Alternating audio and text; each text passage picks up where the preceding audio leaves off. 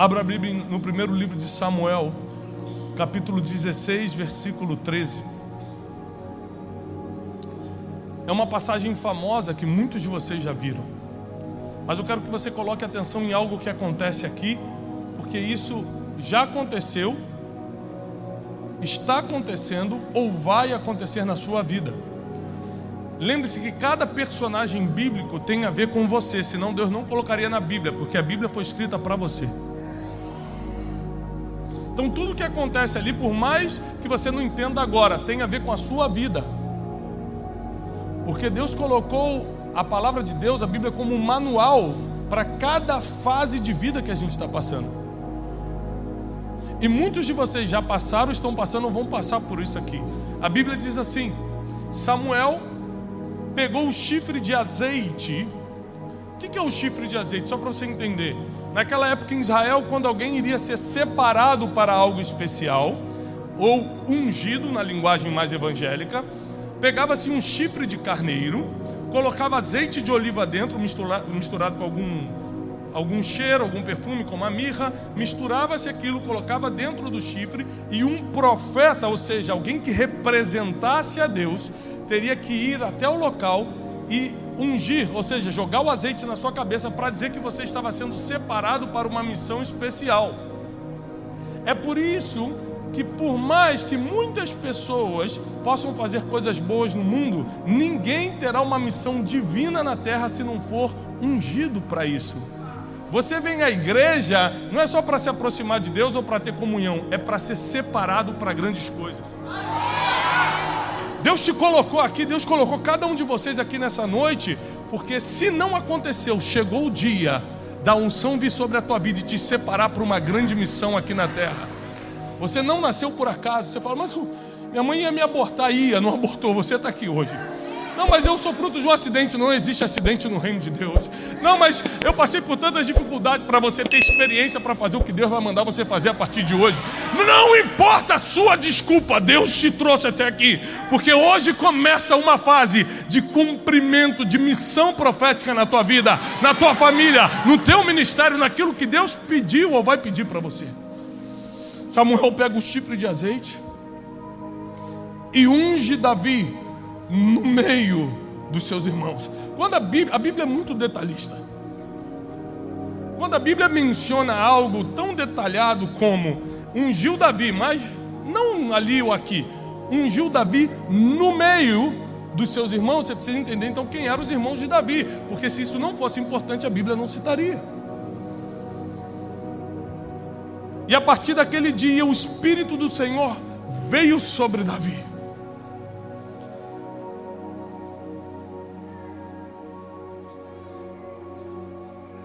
Eu gostaria que você prestasse muita atenção no que eu vou te falar a partir de agora. E se você puder anotar num papel, no celular, no iPad, onde você quiser, no tablet, no iPin. Tem o iPad, o iPhone, o iPod, o iPin, tudo com i. Anote. Porque Deus vai falar com você hoje. Quem já sente o Espírito de Deus aqui? Já está, né? E a partir daquele dia o Espírito do Senhor veio sobre Davi. A partir daquele, ele já tinha matado o urso, ele já tinha matado o leão, e Deus ainda não estava com ele. Existem muitas coisas boas que você pode fazer sem Deus, mas o que muda a vida das pessoas, o que transforma uma sociedade, você só vai fazer quando o Espírito do Senhor se apossar de você. O Espírito do Senhor se apossa de Davi. E aqui começa a história de Davi. Eu vou dividir a história de Davi em 4 estágios. Se eu pudesse colocar um título na mensagem de hoje, seria os 4 estágios de Davi. A pessoa sendo crente ou não, católica, budista ou espírita, qualquer um já escutou falar no rei Davi. O maior rei que Israel já teve até hoje. Eu já fui dezenas de vezes a Israel, e tudo que tem de bom em Israel leva o nome de rei Davi. O melhor hospital, Davi. O melhor hotel mais luxuoso, King David, rei Davi. Tudo que tem Davi é porque é bom. Porque até hoje é reconhecido como o maior político, o maior governante, o maior estadista, o maior rei que Israel já teve. Israel, como você sabe, não é qualquer nação. Espiritualmente é considerada a nação de Deus e naturalmente a nação mais tecnológica, criadora do mundo. E Davi nos ensina 4 coisas com os estágios da vida dele. O primeiro estágio é o que a Bíblia começa falando: ele foi ungido no meio dos seus irmãos. Nós vamos falar sobre o estágio emocional. Todos vocês foram crianças um dia, ninguém nasceu pronto. Aliás, a vantagem de ser criança é que, apesar das lutas e dificuldades desde a infância que a gente atravessa, a gente tem a oportunidade de amadurecer. Tudo que nasce pronto dá errado. Repare comigo, a Bíblia menciona 2 Adão na Bíblia. O primeiro Adão, nós conhecemos, o famoso esposo de Eva.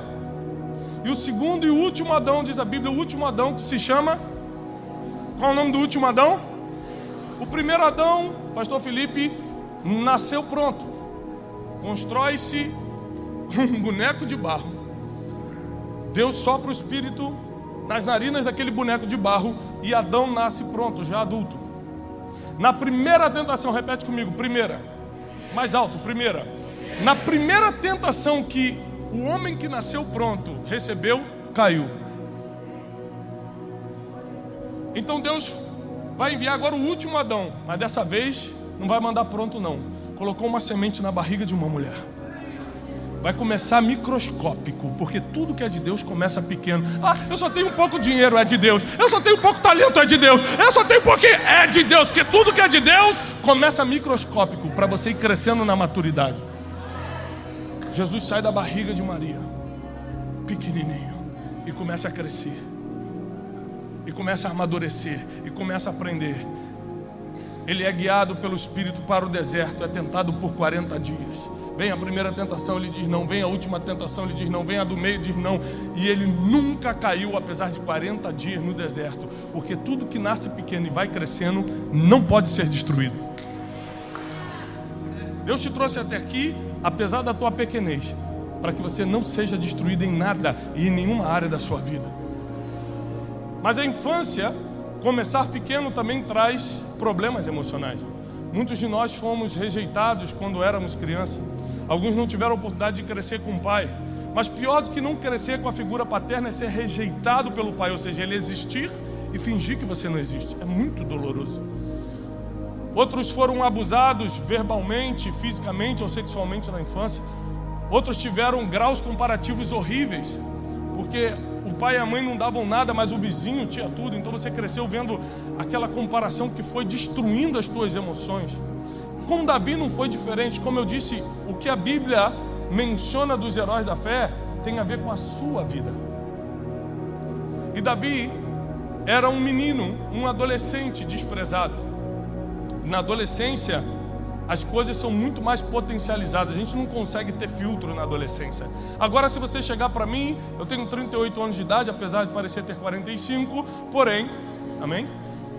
Se você chegar para mim com 38 anos de idade e falar assim, seu feio, eu vou falar para você, seu invejoso. Por quê?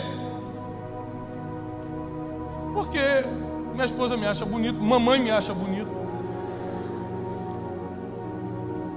Então assim, eu já sou amado para saber que eu não preciso da sua aprovação estética para me sentir bem ou não. Mas um adolescente não tem filtro. Você fala, sua feia. Ela vai entrar em depressão. Eu não presto, eu tô gorda, eu tô magra, eu tenho espinha, eu tenho não sei o que, meu cabelo não cresce. E a gente começa a arranjar um monte de desculpa. Que nenhuma dessas desculpas vai atrapalhar o nosso futuro, mas porque a gente está acreditando nisso, o nosso interior vai ser travado, porque alguém lançou uma palavra que a gente não merece, que a gente não pode, que não é assim, que você é feio, que você é assado, na adolescência. A adolescência é muito complicada. É uma fase de descoberta e é uma fase que as suas emoções estão completamente expostas. Tanto que as suas maiores frustrações aconteceram na infância ou na adolescência. As frustrações que acontecem na fase adulta você consegue suportar, mas as da infância está até hoje aí te martelando, rebatendo na tua mente. E Davi, nesse período da adolescência, enquanto seus irmãos, os preparados, Eliabe, o mais velho, além de bonito, já era oficial do exército, eles comiam na casa do pai, sentado à mesa, Davi era mandado para o curral, era mandado para a lama, era mandado para o pasto para ficar cuidando das ovelhas. Você imagina saber que está todo mundo comendo numa mesa e você tem que ficar do lado de fora da casa? O homem mais poderoso e mais especial de Israel da época, o profeta Samuel, era o embaixador do céu na terra, era o homem mais importante, porque Israel era regido por um sistema teocrático, ou seja, Deus governava a nação. E Deus governava a nação através de um homem chamado Samuel, ou seja, o homem mais importante da nação vai visitar a casa de Jessé, pai de Davi, e ninguém avisa para ele que essa visita ia acontecer. Imagina você se sentir desprezado, não pelo amiguinho da escola, mas pelo pai que te esqueceu. O pai que esqueceu de avisar que o melhor dia da sua vida estava chegando. O pai que esqueceu de te avisar que todo mundo ia comer filé mignon na mesa, junto, rindo, com um homem importante, você ia ficar no curral, limpando o bicho. Imagina os graus comparativos que surgiram dentro desse menino. Porque eles têm e eu não tenho? Porque eles são fortes e eu não sou? Porque papai gosta dele, mas não gosta de mim? Você imagina como estavam as emoções de Davi? Porque a gente costuma ver o final da história, o grande rei Davi, mas esquece de como ele começou. A gente sempre vê o resultado do empresário, mas não vê como ele começou. A gente vê o resultado de quem está vencendo, mas não vê como começou. A gente não valoriza os pequenos começos, mas a Bíblia diz: vocês precisam valorizar, não desprezeis os pequenos começos. E Davi estava ali, nessa situação. E Deus manda Samuel entrar dentro da casa de Davi, na casa de Jessé. Samuel entra e quando ele coloca os olhos no mais velho, fala: esse que é forte, já é do exército, já sabe lutar. E Deus fala algo para ele, fala: Samuel, eu não vejo como o homem vê. O homem vê o que está diante dos seus olhos, mas eu só vejo o coração. E como crente extremista falar, como Deus só vê o coração, então quero nem saber o que as pessoas acham de mim. Não é assim não. Tem coisas que o homem abre porta para você na terra, como por exemplo o emprego. Se você estiver mal arrumado, o teu empregador não vai te contratar, porque o homem vê o que está diante dos seus olhos. Então você não pode deixar de cuidar do que você veste, do que você fala, do que você posta, porque várias portas na terra são abertas por homens. Não é descuidar, não é partir para o extremo, mas é saber que para ser aprovado pelo homem, você precisa de aparência. Para ser aprovado por Deus, não tem nada a ver com a roupa que você está usando, com a marca da bolsa, com o carro que você parou, tem a ver com o que você carrega aqui dentro, com a pureza, com a humildade, com o quebrantamento que você leva aqui no coração. O problema é que o coração de muitos está tão machucado, tão ferido já, que não consegue ter o coração que Deus precisa. Porque não aguenta mais as comparações, não aguenta mais a miséria, não aguenta mais o dedo na cara, não aguenta mais ser escravo do pecado, não aguenta mais ficar caindo no mesmo erro. Você está tão machucado. E Davi estava nessa situação, exatamente nessa situação, quando o profeta entra na casa. Olha para um, fala: esse é bonito, é forte, mas não é. Esse aqui é inteligente, mas não é esse. Esse aqui, mas também não é. Foi passando por todos os irmãos, até que Samuel falou: não é possível, não tem mais ninguém. Jessé, como é que pode um pai esquecer de um filho? Mas a Bíblia diz que ainda que teu pai e tua mãe te abandonem, o Senhor jamais te abandonará. Eu não sei quem te deixou pelo meio do caminho, mas Deus vai contigo até o final. E Jessé lembrou: tem Davi, manda chamar. E quando Davi sai, larga aquelas ovelhas, deixa com um cuidador e corre para a casa do seu pai, ele não vai com o coração sujo, fechado ou orgulhoso como a gente vai. Não precisou de mim, agora está me chamando? Não. Porque quem tem um coração segundo o coração de Deus está sempre humilde. Está por cima, está humilde. Está por baixo, está humilde. Está no meio do caminho, está humilde. Porque a humildade faz parte da essência de quem tem o coração de Deus. Ele entra na casa e fala: oi pai. Samuel olha para ele, pega o chifre do carneiro. Seus irmãos começam a falar assim: o quê? Por isso que a Bíblia diz: e no meio dos seus irmãos, no meio de quem te desprezou, no meio de quem pisou em você, no meio de quem não acreditou que você podia ser escolhido também, no meio de quem andou contigo, mas não dividiu com você, no meio de quem falou mal pelas costas, no meio de quem não honrou o que Deus confiou na tua mão, no meio dos irmãos que desacreditaram, Deus ungiu Davi no meio daqueles que duvidaram. Porque a Bíblia diz: prepara uma mesa na presença. Se não tiver inimigo, não tem a mesa preparada. Prepara uma mesa na presença dos meus inimigos. Unge a minha cabeça e faz o meu cálice transbordar.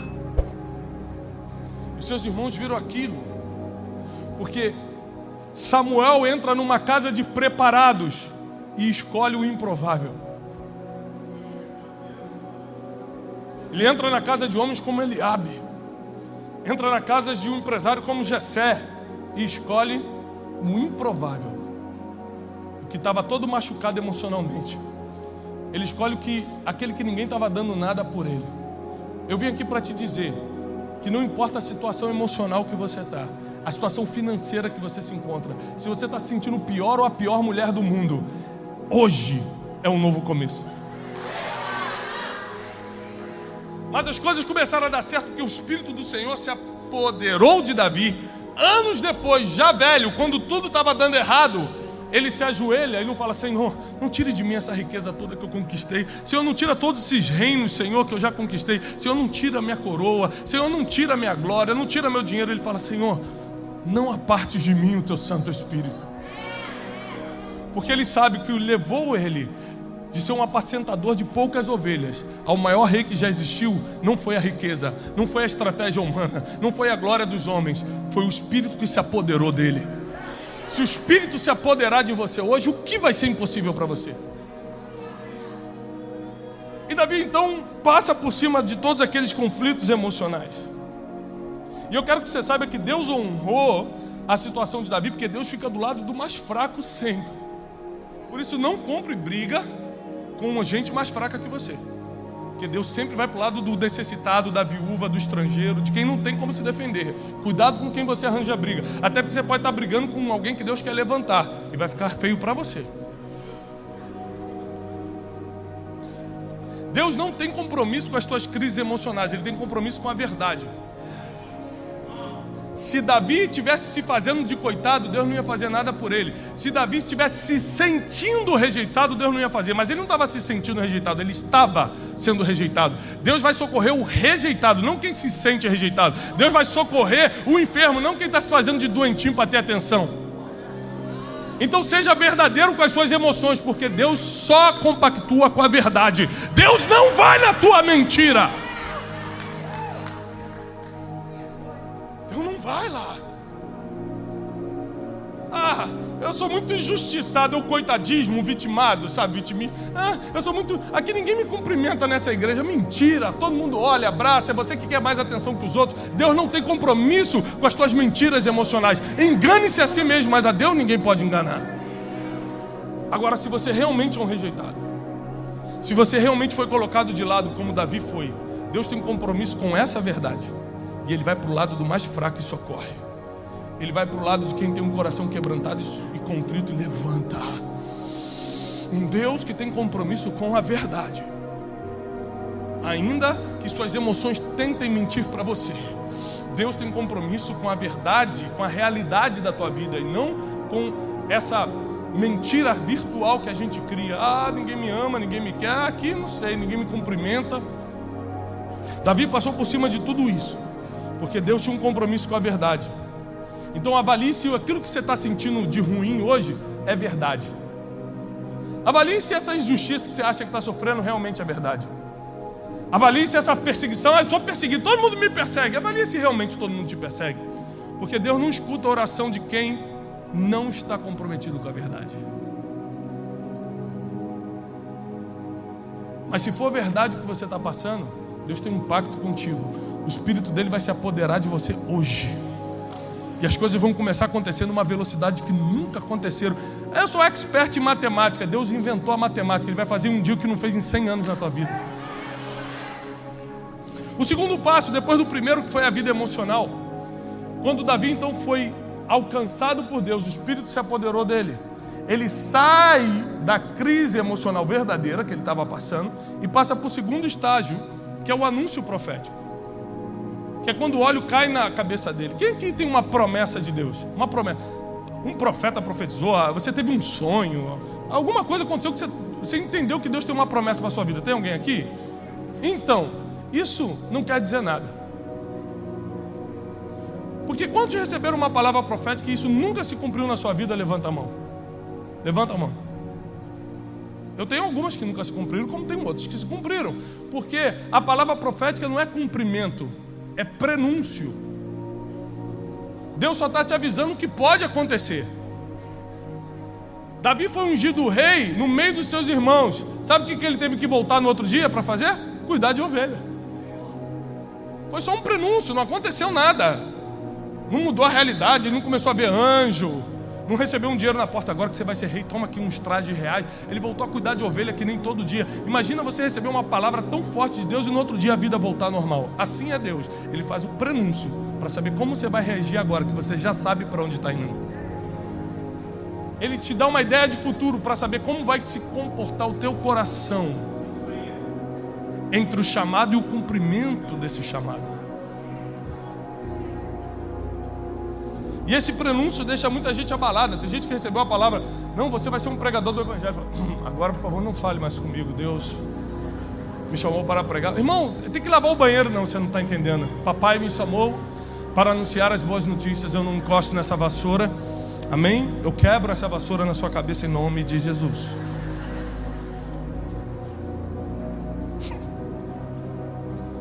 Não se iluda com um prenúncio, porque é só uma figura do seu futuro, não é o cumprimento. O cumprimento vai exigir processo. Repete comigo: processo. Então tem gente que se ilude com um prenúncio e se perde no processo. Se ilude com o que Deus falou e esquece que ainda tem muita coisa para acontecer pela frente. Sabe quantos anos Jesus ficou na carpintaria? Pelo menos 18. Aos 12 anos ele já sabia quem era, foi lá visto no templo de Jerusalém ensinando. Por volta dos 12, 13 anos, qualquer judeu começa a trabalhar, depois do Bar Mitzvah, que é quando o menino se torna homem. José morre muito cedo, então Jesus deve ter começado a trabalhar aí com seus 13 anos. E até os 30, ele era carpinteiro, sabendo que era o Filho de Deus. Ele sabia quem era, mas não manifestou quem era porque não era o tempo. Tem gente que já sabe o que Deus quer fazer e já está falando para todo mundo, botando no Facebook: preparem-se aí, vai ser forte o que Deus vai fazer. Quer ganhar inimigo mesmo. Quem está entendendo? Jesus já tinha um prenúncio que seria o Salvador. As crianças morriam na frente dele, os aleijados estavam aleijados na frente dele, os cegos pediam misericórdia na frente dele. Até os 30 anos ele não curou ninguém. Porque prenúncio não é cumprimento. Ele tinha que passar pelo processo como qualquer um. A Bíblia diz que ele foi exemplo em tudo, até no processo. E eu sou filho de Deus, mas tem que ficar aqui fazendo cadeira. Fazer o quê? É o processo. José, você é o libertador, mas tem que ficar preso aqui. Fazer o quê? É o processo, estou preso.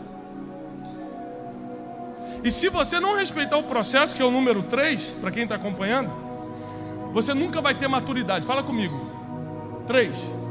A maturidade só vem através dos processos. Só que o processo é muito difícil. Ele é emocional, ele te corrói por dentro, ele te deixa sem dormir, você não entende as injustiças. Por que estão falando de mim?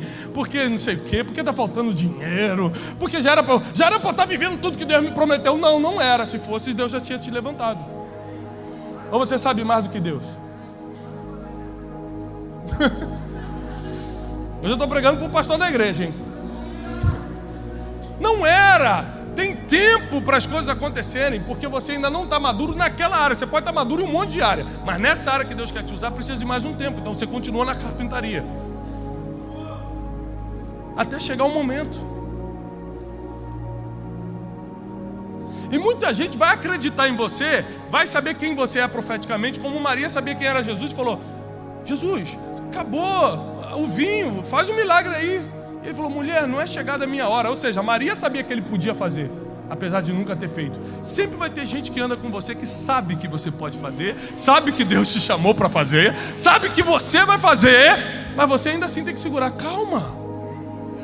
Você é meu amigo, você é minha amiga, você é minha mãe, você é meu pai. Eu sei que você acredita em mim, mas Deus ainda não me deu um sinal para fazer. Porque o tempo de maturidade vem com esse processo aí, e é difícil demais, porque é pelos desertos que você aprende a cumprir princípios. Cumprir princípio quando tudo está bom é mole. Falar a verdade quando não precisa mentir porque está tudo bem é mole. Não roubar porque você está cheio de dinheiro é mole. Mas você mostra que realmente cumpre os princípios milenares da palavra quando está no deserto, quando está tudo errado, tudo faltando, tudo destruído, e vem uma oportunidade de você falar: não, o princípio é mais forte do que esse sentimento de fazer algo errado. O princípio é mais forte do que essa proposta que me fizeram.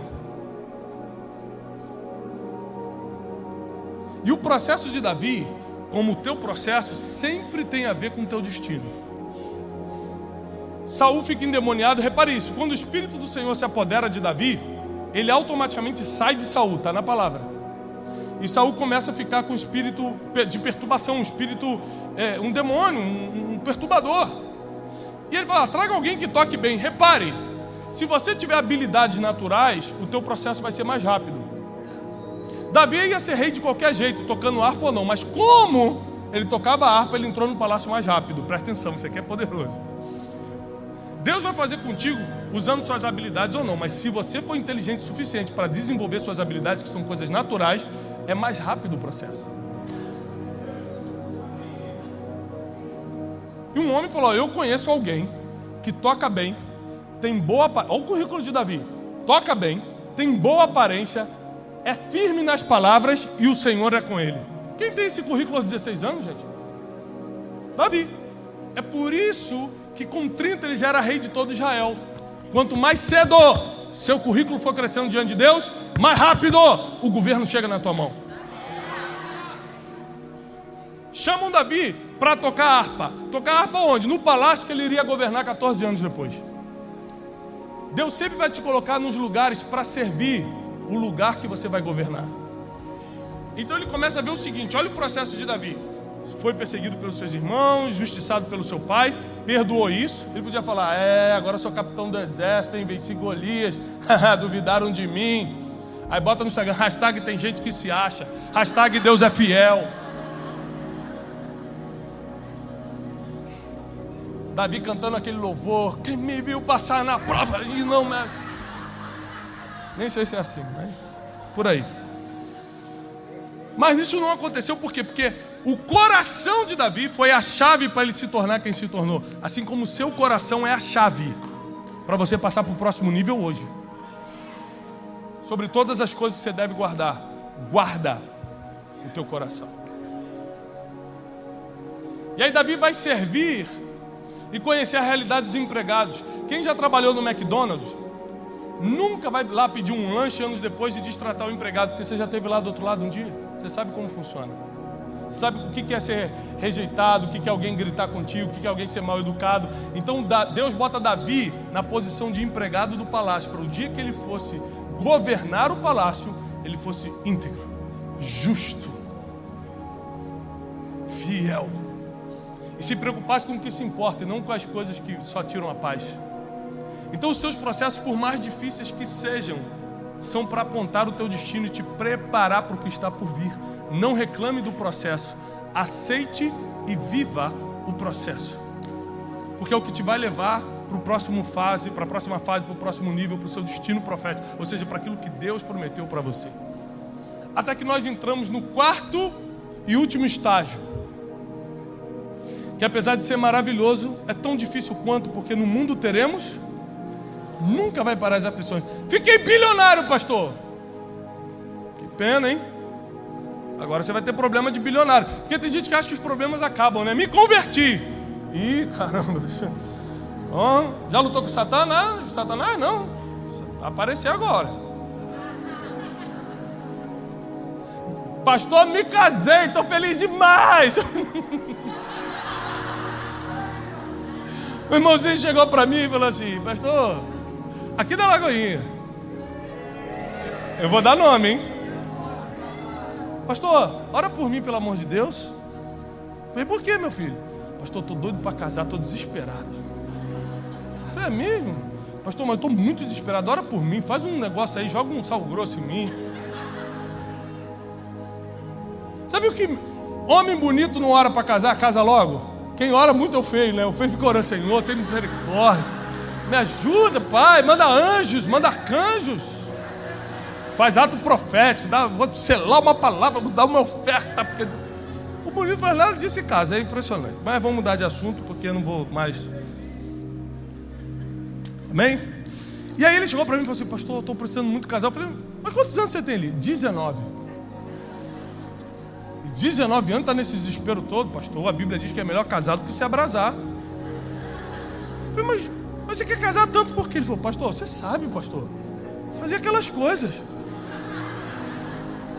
Eu falei: meu irmão, eu não sei o que falaram para você, mas se tem uma coisa que você não vai fazer quando casar.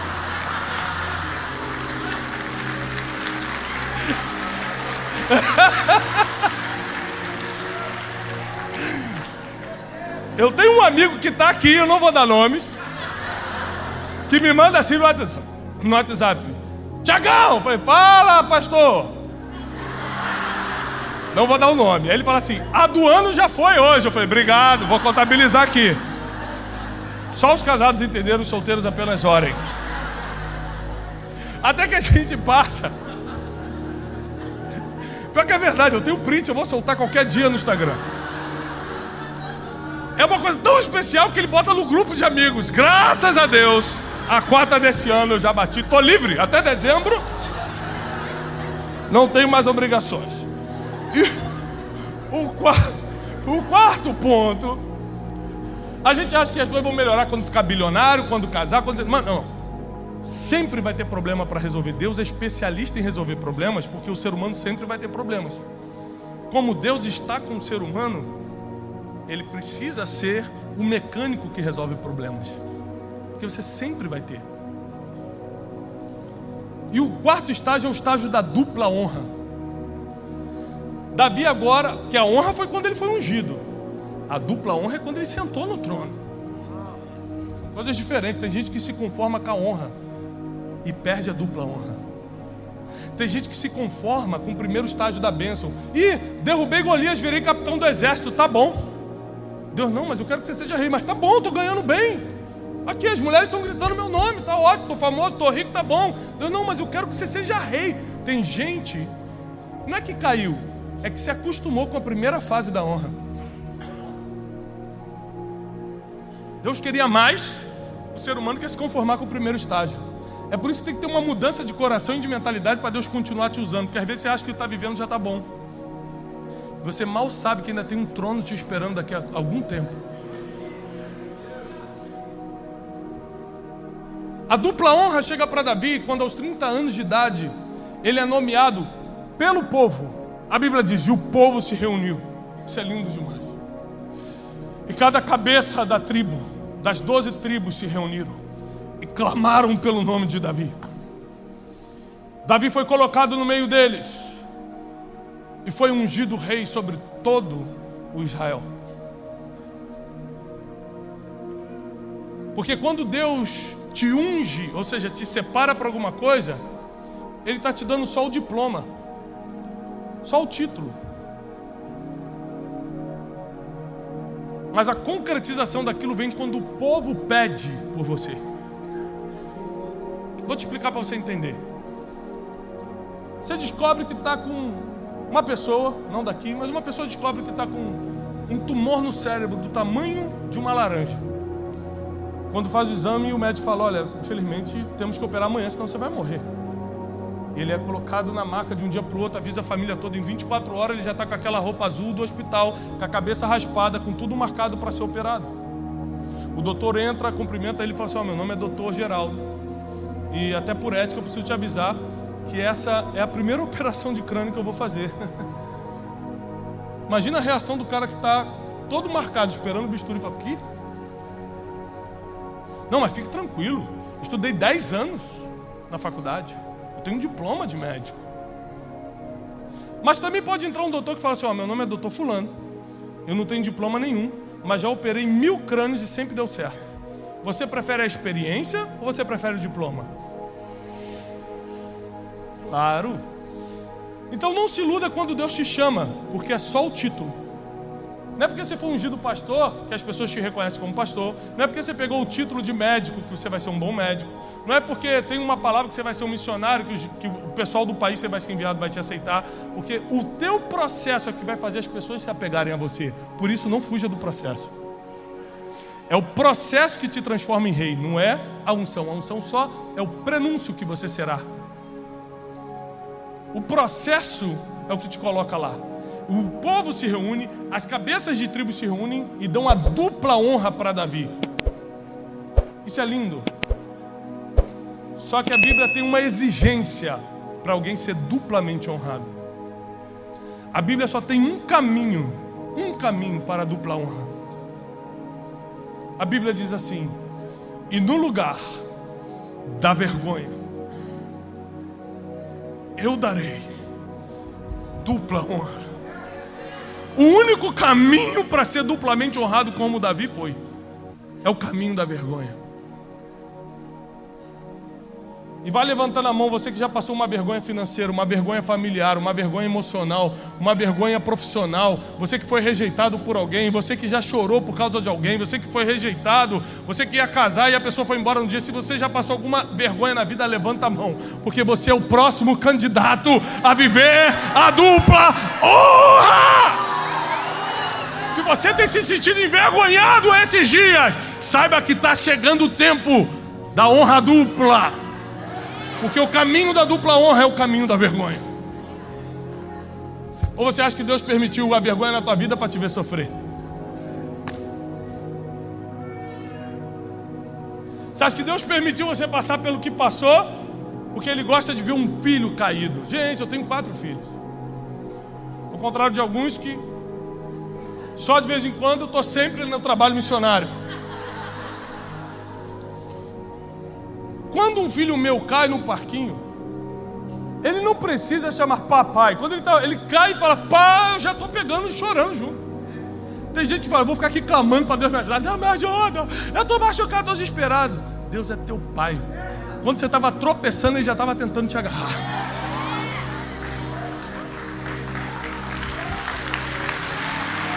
Esse é o Deus de Israel, esse é o Deus que nós servimos.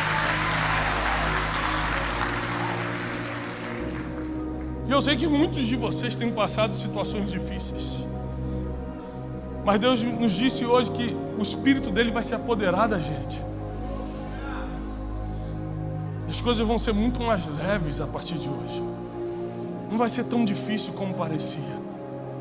Vencer os problemas, as tentações, vencer as propostas, vencer os desafios da vida, vencer a falta das coisas. Sabe quando você queria tanto fazer uma coisa, mas está em falta, não dá para você? Quando o Espírito de Deus se apodera de você, vem um nível de coragem, vem um nível de abundância, que começa a te fazer reagir diferente aos problemas da vida. Ao invés de você reclamar da situação e ver como um problema, você começa a ver como um treinamento. Fala, opa, mais um treinamento, Deus já está me passando para o próximo nível. Você nunca reparou que depois de uma pressão muito grande, vem uma vitória estarrecedora? Você nunca percebeu isso? Quando você fala, meu Deus, eu não estou aguentando, agora eu morro. Vem Deus e fala, que isso? Agora é que eu te levanto. É agora que eu te dou o que o homem não pode te dar. É agora que eu coloco na tua mão o que ninguém consegue colocar. É agora que eu faço o impossível acontecer aí, naquilo que parecia impossível para você. Esse é o Deus que nós servimos. Eu não sei se você ainda conhece esse Deus, mas se você não conhece, que oportunidade você vai ter hoje? Um Deus que faz famílias voltarem a se reunir. Um Deus que faz a mulher estéril habitar em família. Um Deus que pega um cara quebrado, arrebentado, e transforma em uma referência. Um Deus que faz milagres que o homem nunca vai poder fazer por você. Com tudo isso, Ele só quer uma coisa: que você tenha o coração de Davi. E o coração de Davi tem uma frase que define: um homem segundo o coração de... O coração de Deus ama? O coração de Deus perdoa? O coração de Deus é orgulhoso?